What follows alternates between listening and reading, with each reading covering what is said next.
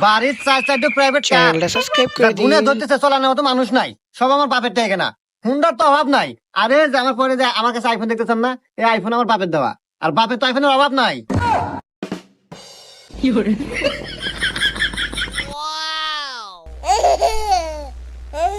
তাই আমি কি হরি না হরি এনে ভাবি আপনার লাভ নাই।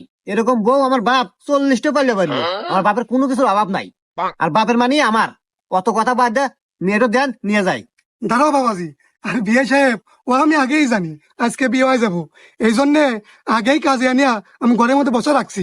তাহলে আমি কাজে ডাক দিই। দাঁড়াও বাবা, সাওয়ালের বাপের সাথে আমার একটু পার্সোনাল কথা আছে।